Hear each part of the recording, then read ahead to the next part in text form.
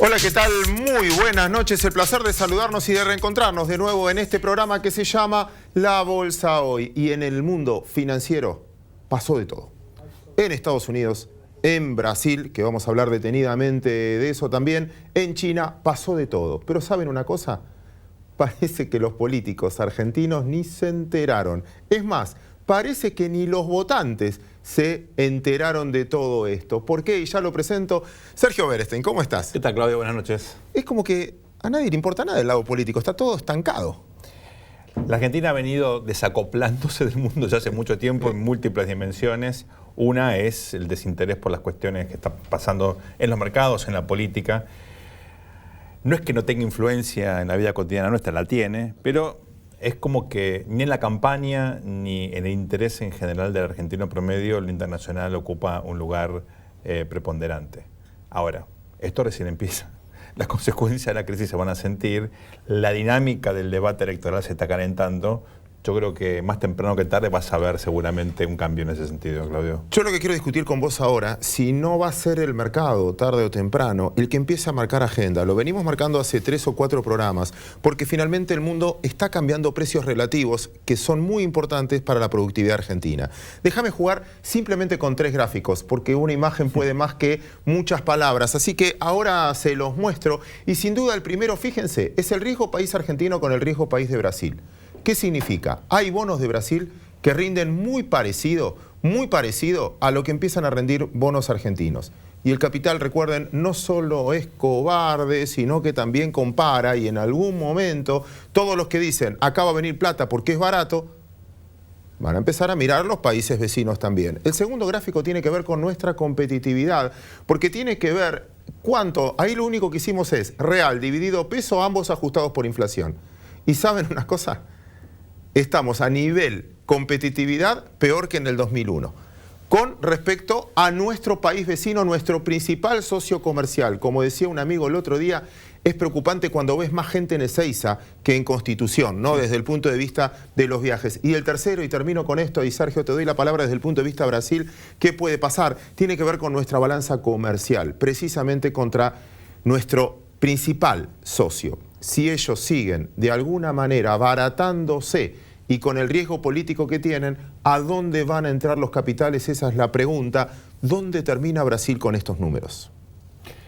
En Brasil tenemos una crisis económica que tiene su propia dinámica, pero lo más grave es la crisis política, que se está agravando a medida que pasa. Y recién ganó, no es que hay expectativa de cambio como acá. Es un gobierno nuevo, un gobierno que enfrenta dificultades en el Congreso, porque se está desmembrando su coalición, con la justicia por el avance en las investigaciones sobre el caso de corrupción que involucra sobre todo, pero no únicamente a Petrobras, y fundamentalmente con la opinión pública, con sus votantes de clase media que creyeron que seguía la fiesta del populismo y eso no ocurrió, y con los votantes de oposición que por supuesto siempre tuvieron una mala imagen de la presidenta Dilma Rousseff.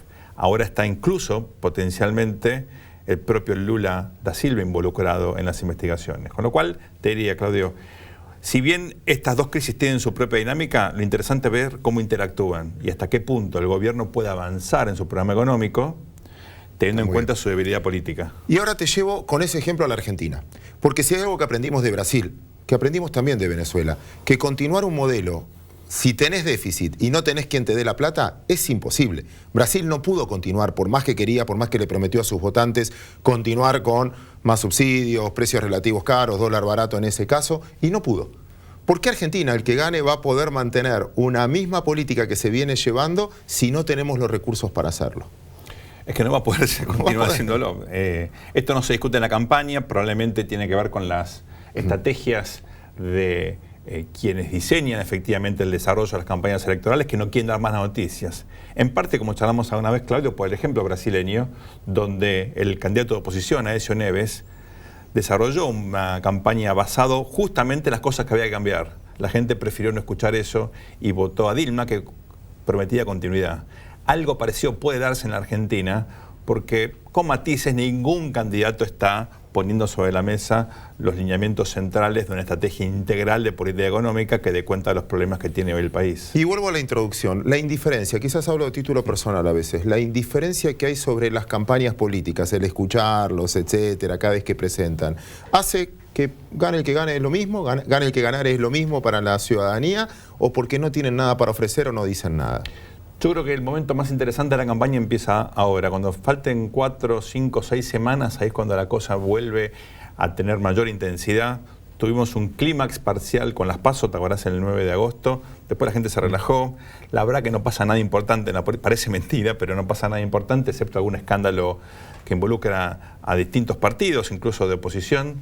Lo importante acá es mirar de acá al 25 de octubre cómo se va generando más momentum y empiezan algunas definiciones. Te doy un solo ejemplo. Finalmente el tema del narcotráfico se mete en las campañas. Tarde, por ahí de forma superficial, pero entró. Parecía que iba a estar afuera y finalmente entró. Entró vía Cambiemos, entró vía el masismo y entró vía los escándalos también en los candidatos oficialistas. Hay otras cuestiones que también están metiéndose. La pobreza, con algún escándalo vinculado al... ha hecho en algunas provincias, sobre todo en el norte, terrible desnutrición, muerte de chicos, pero también a partir de un informe del Observatorio Social que maneja la Universidad Católica, con cifras muy alarmantes. Los temas se terminan metiendo en el debate, tal vez no con la seriedad, la parsimonia, la profundidad que requieren, pero así son las elecciones en todos lados. Y por último, Sergio, el tema Niembro, no por Niembro en sí, sino por esa exigencia que empiezan a pedir todos, la transparencia en los números. ¿Lo tengo que tomar como algo bueno, que la gente está participando, le importa más estos temas, o es simplemente una batalla política? No, es muy positivo, Claudio. El problema en Argentina es que no hay mecanismos de control del gasto público. Son tardíos, funcionan mal, el Congreso debería hacerlo, no lo hace. Hay diferentes mecanismos para mejorar esto. Por ejemplo, algunos proponen una oficina de presupuesto que funcione en el Poder Legislativo de forma autárquica y autónoma y que básicamente esté siguiendo cada centavo que gastan el gobierno nacional, provincial, las ciudades. Requiere simplemente un par de economistas mirando los números, no es muy difícil, pero es una fuente de información objetiva para la sociedad. Puede funcionar, otros creen que con los mecanismos que ya tenemos, si funcionasen bien, también alcanza. Lo importante es que el tema se instale, porque más allá de este caso en particular, el gasto público se ejecuta mal y la calidad de ese gasto es mala en todos los niveles de gobierno. A nivel nacional, provincial, local, es un problema de larga duración que tiene Argentina. Vamos a entregar al próximo bloque a nuestros traders, conducidos por Santiago Roca, para ver si nos conviene comprar, vender en este escenario. ¿Algo que tengan que saber los operadores que no hemos hablado hasta acá? Me parece que la política va a ser ahora, a partir de este momento, de acá a las elecciones, un factor fundamental para generar o no esta perspectiva de cambio. Si se instala la idea de que gane quien gane, hay un cambio posible, me parece que las cosas pueden modificarse. Si el gobierno impone esta idea de que está generando una cantidad de candados que van a impedir flexibilidad y capacidad de adaptación a un nuevo contexto internacional, creo que la cosa se puede complicar, Claudio. Ahí lo planteó Sergio Berenstein, te agradecemos muchísimo tu participación hoy. Ahora viene Compro o Vendo con uno de esos temas. ¿Hasta dónde se va a meter la política en nuestras cotizaciones?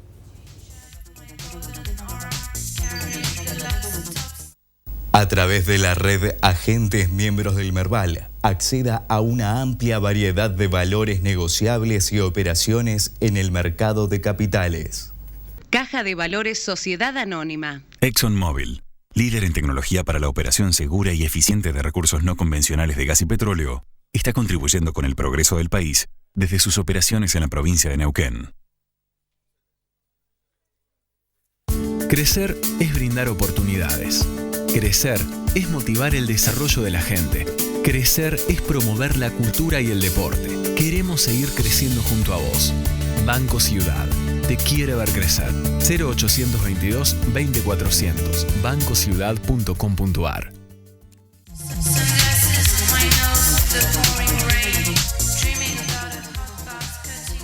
Hola, ¿qué tal? Buenas noches y bueno, ahora tenemos el Comprovendo. Muchos temas nos dejaron en el bloque anterior y bueno, ya vamos a comenzar. Paula Perro, ¿qué tal? ¿Qué tal? Buenas noches, Santiago.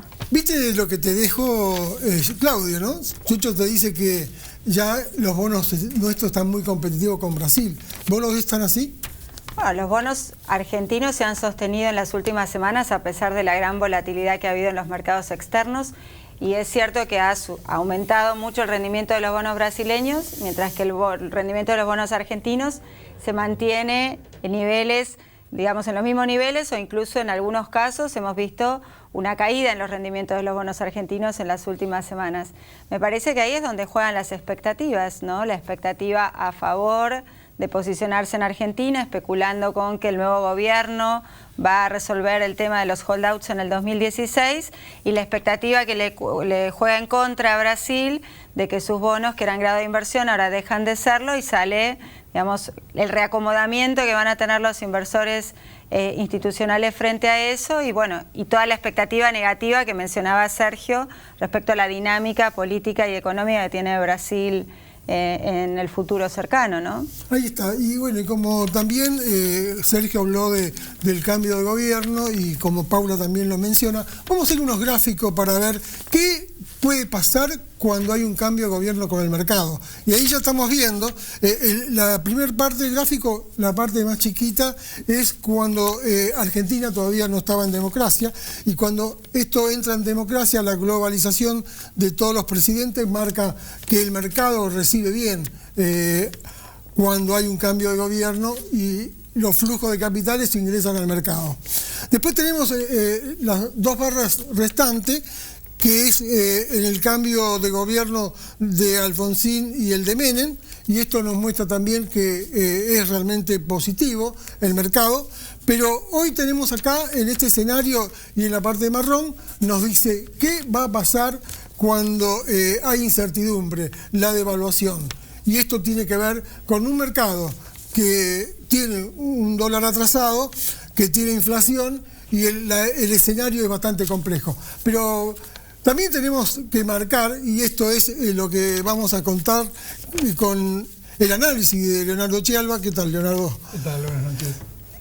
¿Cómo ves vos este escenario? ¿Cómo ves el escenario internacional con el tipo de cambio y la apreciación que vos ves con el cambio de gobierno? Mira, la Argentina está viviendo en la isla de la fantasía, producto de las elecciones. Esto lamentablemente tiene fecha de vencimiento. El 2015 de Brasil, del cual tanto nos reímos, por decir de alguna manera, lamentablemente va a ser bastante más parecido a nuestro 2016. El tipo de cambio de Argentina está totalmente fuera de lugar.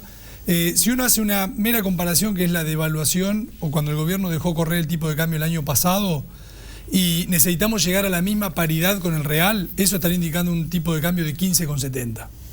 El gran tema no es, y de nuevo, quito del análisis la Argentina como centro del ombligo, sino que el resto de las monedas del mundo se están depreciando.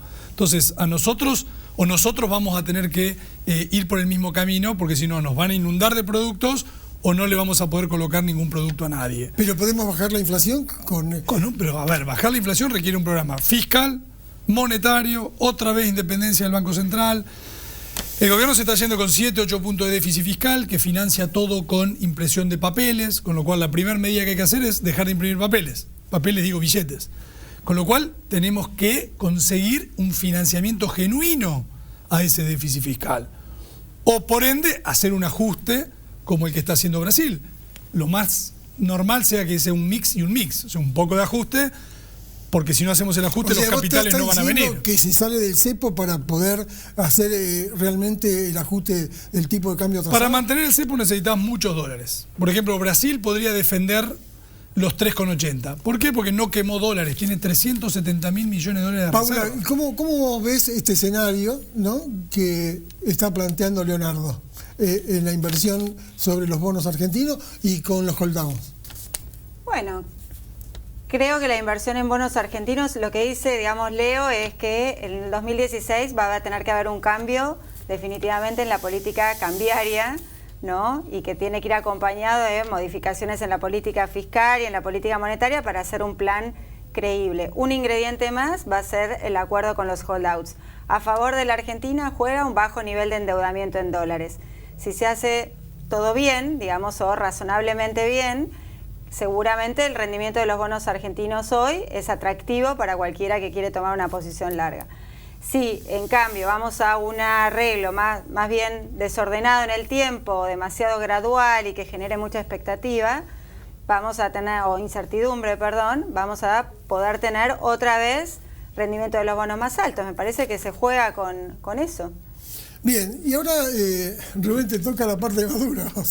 ¿Cómo ves la salida del gobierno de Cristina con el ingreso del nuevo gobierno en el sector accionario?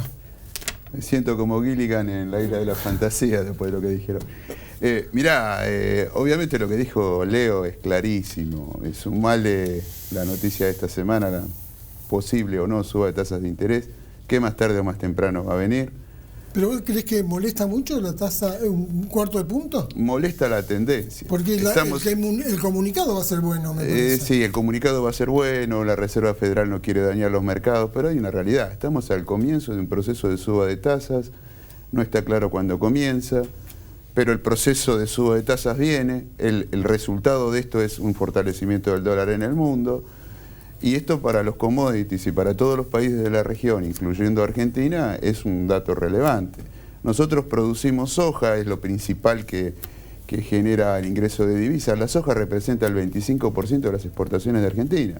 O sea, no es un dato menor. En este contexto, el tema político, como decía antes Sergio Berenstein, es un dato relevante. Siempre comentaba que si no hubiera elecciones los precios serían otros. Y donde vienen las apuestas de cambio, donde se reflejan más las apuestas de cambios, es en el tema bancos, el tema los representantes del sistema financiero, entre otras cosas, porque son los grandes tenedores de bonos, y como bien marcaba Paula, lo que está por delante. A ver, te voy a dar eso, una ayudita. Dale. Si hay balotaje, ¿se abre realmente una esperanza en el mercado?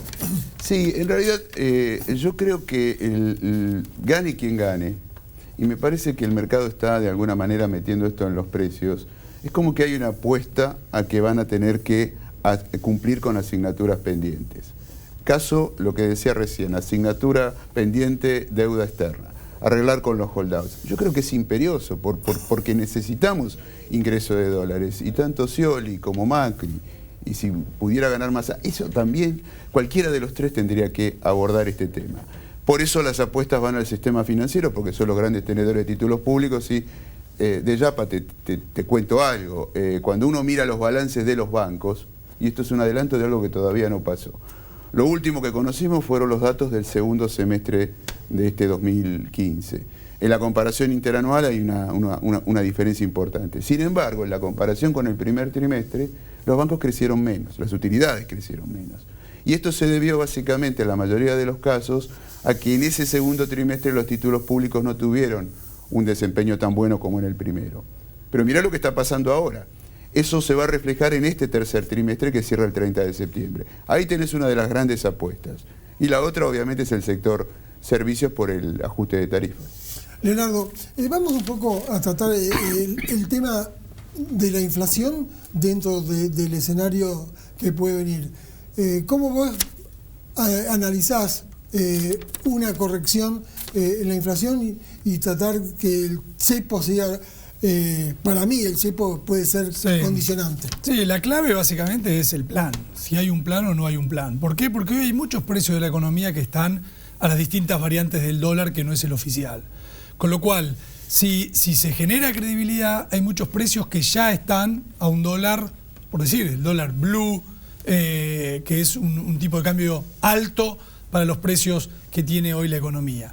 Con lo cual, si hay un plan creíble, lo más probable es que esos precios no suban demasiado. Ahora, si lo que viene es desordenado y con poca credibilidad, entonces lo que ahí tiende a hacer el empresario no es que es un tipo perverso y endemoniado, sino que el tipo trata de preservar su patrimonio. Y la única forma de preservarlo es subiendo los precios para no regalar la mercadería. Pero Claudio dijo en el bloque anterior que hay más gente en Ezeiza que en Constitución Retiro. Tiene sentido. Entonces eso nos marca. ¿Kicillof no lo ve eso? Mirá, claramente yo lo tengo que felicitar a Kicillof. Está llevando adelante un plan de gobierno que le redituó 40 puntos en las PASO. Y lo más probable es que esté arriba de 40 puntos en las primarias. Con lo cual está a nada de ganar una elección en un contexto global tremendamente difícil, con Chile, Brasil, Perú, Colombia, todos atravesando situaciones muy complicadas, Y acá tenés un oficialismo que si hubiese llevado adelante el ajuste que se está dando en todo el mundo, hoy no tendría ni 30 puntos de intención de voto. Entonces, con el objetivo electoral está clarísimo el plan. Lo que sí es cierto es que el plan no puede durar. Tiene fecha de vencimiento. ¿Sí? Vamos a hacer una pausa y después venimos. Vamos a hablar de las pymes. Las pymes son realmente el motor de la economía de un país.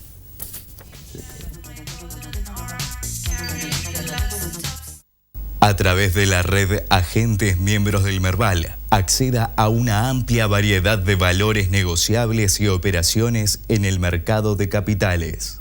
Caja de Valores Sociedad Anónima. ExxonMobil, líder en tecnología para la operación segura y eficiente de recursos no convencionales de gas y petróleo, está contribuyendo con el progreso del país desde sus operaciones en la provincia de Neuquén. Crecer es brindar oportunidades. Crecer es motivar el desarrollo de la gente. Crecer es promover la cultura y el deporte. Queremos seguir creciendo junto a vos. Banco Ciudad. Te quiere ver crecer. 0822 20400. bancociudad.com.ar.